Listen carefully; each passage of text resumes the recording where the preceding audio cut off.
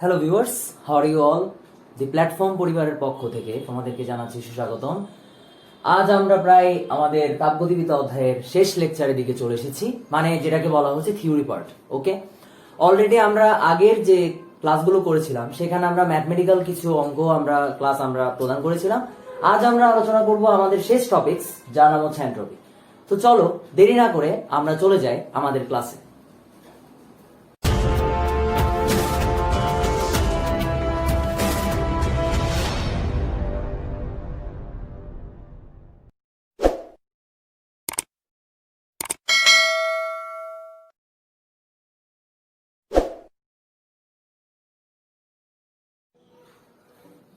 চলো তাহলে আমরা আমাদের ক্লাস শুরু করি আজ।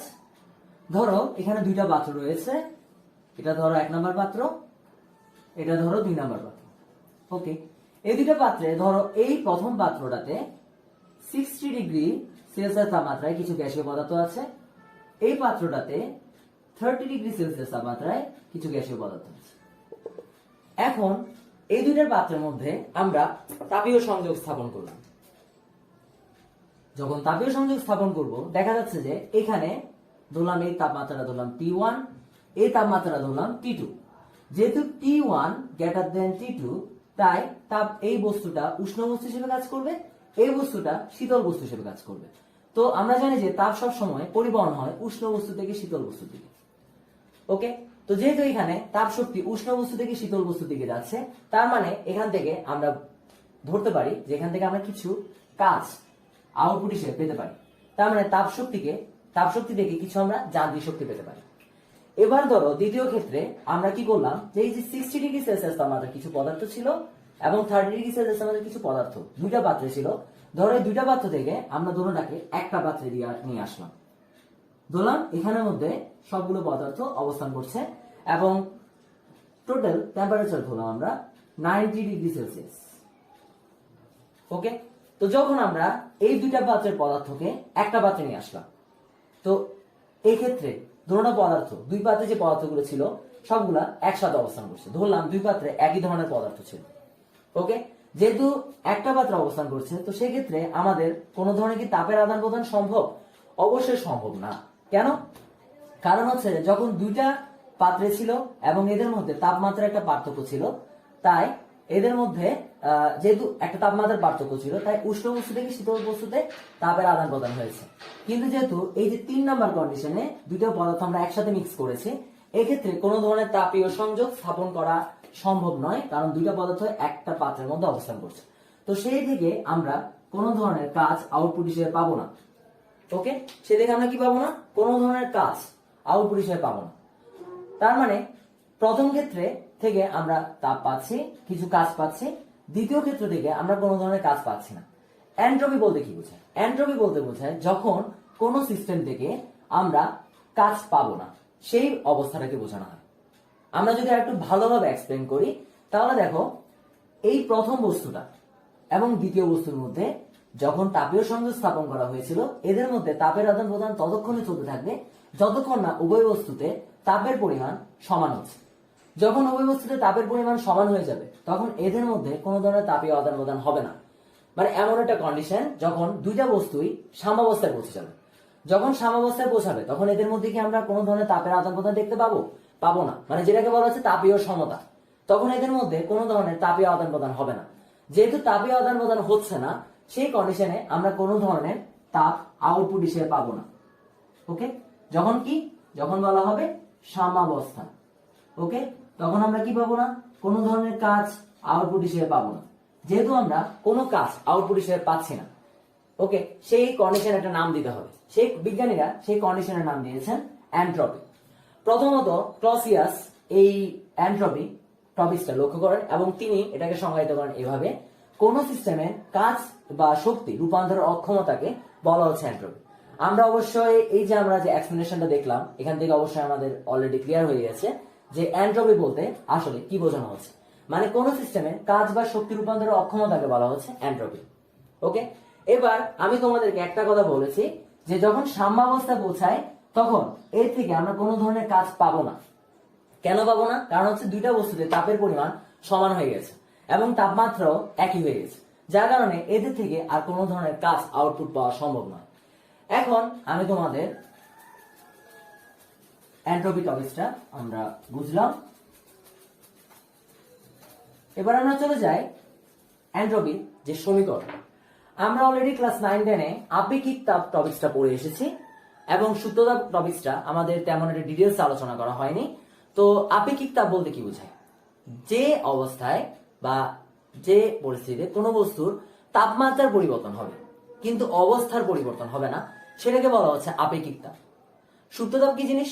সূত্রতাপ হচ্ছে যে অবস্থায় কোনো বস্তুর তাপমাত্রার পরিবর্তন হবে না কিন্তু অবস্থার পরিবর্তন হবে, সেটাকে বলা হচ্ছে সূত্রতাপ। কোনো বস্তু মানে যে অবস্থায় কোনো সিস্টেম থেকে আমরা কোনো ধরনের শক্তি আউটপুট হিসেবে পাবো না। তো আপেক্ষিক তাপের একটা সূত্র আমরা ক্লাস 9-এ পড়ে এসেছি, সেটা হচ্ছে Q = ms del theta। ওকে, এটা অলরেডি আমরা ক্লাস 9-এ পড়ে এসেছি। তো এন্ট্রপির ক্ষেত্রে এন্ট্রপিকে প্রকাশ করা হয় S দ্বারা। ওকে, S হচ্ছে কোন বস্তুর শক্তি রূপান্তরের অক্ষমতা। তো সেক্ষেত্রে আমরা এটাকে ব্যাখ্যা করতে পারি S Q/T। আমরা অবশ্যই আগে বলে এসেছিলাম যে কোন বস্তুর মধ্যে মোট তাপের পরিমাণ কখনো নির্ণয় করা সম্ভব নয়, কারণ আমরা যদি কোনো বস্তুতে মোট তাপের পরিমাণ নির্ণয় করতে যাই তাহলে ওই বস্তুর যে অণুগুলো রয়েছে অণুগুলোর মধ্যে প্রতিটা অণু তার পার্শ্ববর্তী অণুর সাথে কতটুকু পরিমাণে সংঘর্ষে লিপ্ত হচ্ছে সেটা আমাদের বের করতে হবে, কিন্তু সেটা আমাদের জন্য অনেকটা মানে সময় সাপেক্ষ। ঠিক আছে, কারণ এটা বের করার জন্য আমাদের অনেকটুকু সময় প্রয়োজন, তাই আমরা মোট তাপের পরিমাণ হিসাব করি না, আমরা তাপের পরিবর্তন হিসাব করি। ঠিক এন্ট্রপির ক্ষেত্রে ঠিক একইভাবে আমরা এন্ট্রপির পরিবর্তন হিসাব করব। তো এন্ট্রপির পরিবর্তন হিসাব করলে সেটা হবে ds = dQ/T। এখানে কিউটা কি? কিউটা হচ্ছে তাপের পরিমাণ আর টিটা হচ্ছে একটা নির্দিষ্ট তাপমাত্রা, এবং তাপমাত্রা যদি চেঞ্জ হতেও পারে আবার না হতে পারে। তো আপাতত আমরা ds = dQ/T টা আমরা মনে রাখবো। এটা হচ্ছে এন্ট্রপির সমীকরণ, এবং এই থেকে আমরা এন্ট্রপির এককে আসতে পারি। এন্ট্রপির একক হচ্ছে, দেখো আমরা খেয়াল করি, ds = তাপের একক হচ্ছে জুল, তাপমাত্রার একক হচ্ছে কেলভিন। তাহলে এন্ট্রপির একক আসে জুল/কেলভিন। ওকে, তাহলে এন্ট্রপির এই টপিকটা আশা করি বোঝা গেল। এর আগে আমরা একটা সমীকরণ লিখেছি Q = ms del theta। এটা কার জন্য? এখানে এসটা কি?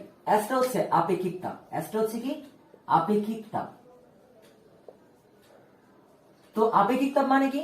যে অবস্থায় বস্তুর কি হবে না, তাপ অবস্থার পরিবর্তন হবে না কিন্তু তাপমাত্রার পরিবর্তন হবে, সেটাকে বলা হচ্ছে আপেক্ষিক তাপ। তো সেই মানটা আমরা যদি এখানে বসাই, এখানে অলরেডি আমরা ডেল থিটা দেখতে পাচ্ছি। সো দ্যাটস ওয়াই তখন যখন আপেক্ষিক তাপের ক্ষেত্রে অথবা যখন বস্তুর তাপমাত্রার পরিবর্তন হচ্ছে কিন্তু অবস্থার পরিবর্তন হচ্ছে না, তখন আমরা ds টাকে অ্যাপ্লাই করব।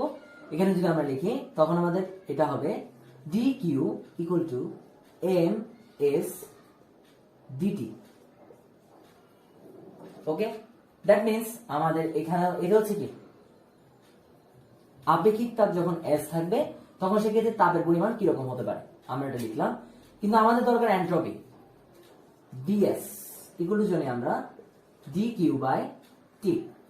তো আমরা বললাম এন্ট্রপির ক্ষেত্রে তাপমাত্রা দুইটা ধরলাম, একটু মুছি, প্রারম্ভিক তাপমাত্রা আমরা ধরলাম T1, শেষ তাপমাত্রা ধরলাম T2। তো সেক্ষেত্রে এন্ট্রপির পরিবর্তন যদি হিসাব করতে হয় তাহলে আমরা কি করতে হবে, আমাদের এটা ইন্টিগ্রেশন করতে হবে। ds ইন্টিগ্রেশন অফ কি হবে, ds = dQ/T। তাপমাত্রাটা কত পেয়েছি? আদি তাপমাত্রা হচ্ছে T1, শেষ তাপমাত্রা হচ্ছে T2। আমরা অলরেডি পড়েছি Q = ms dt। That means কি, আমরা যদি এখানে লিখি T1 থেকে T2 ms dt/T। ওকে, m আর s দুইটা ধ্রুবক, এটা সামনে চলে আসলো। এখানে বাকি আছে T1 থেকে T2 dt/T। তো এটা একটা সূত্র আছে, তোমার সূত্রটা হায়ার ম্যাথে পড়বা যোগজীকরণে, যে ইন্টিগ্রেশন অফ 1/t dt হলে যদি T1 থেকে T2 হয় এটা হবে, অথবা ধরো আমরা ইনিশিয়াল আর ফাইনাল লিমিটটা দিলাম না, এটা হবে ln t। তো সেক্ষেত্রে আমরা যদি সূত্রটা দেখি সেটা হবে ms ln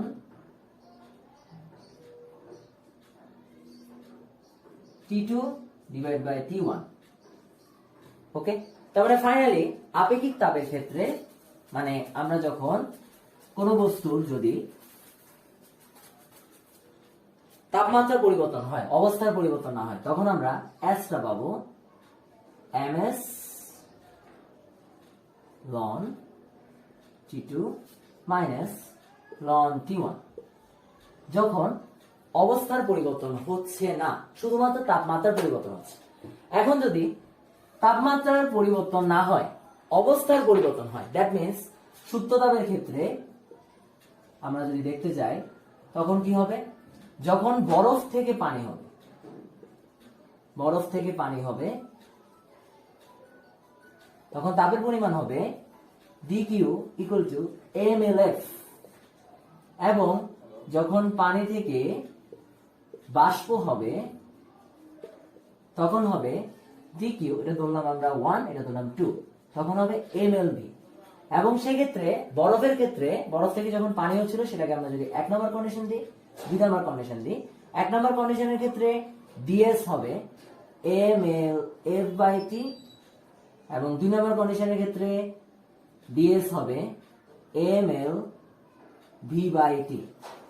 ওকে, এক্ষেত্রে তোমরা আমাকে প্রশ্ন করতে পারো যে এক্ষেত্রে তাপমাত্রা কি নির্দিষ্ট? অবশ্যই নির্দিষ্ট। এক্ষেত্রে তাপমাত্রা যেটা হবে এটা হবে টি আইস, এটা হবে টি স্টিল, মান হচ্ছে কি গলনের তাপমাত্রা, আর এটা হবে স্ফুটনের তাপমাত্রা। তো আশা করি আমাদের এন্ট্রপির যে সমীকরণগুলো আছে কোন ক্ষেত্রে আমরা কিভাবে অ্যাপ্লাই করব এটা আশা করি তোমাদের বোঝা গেল।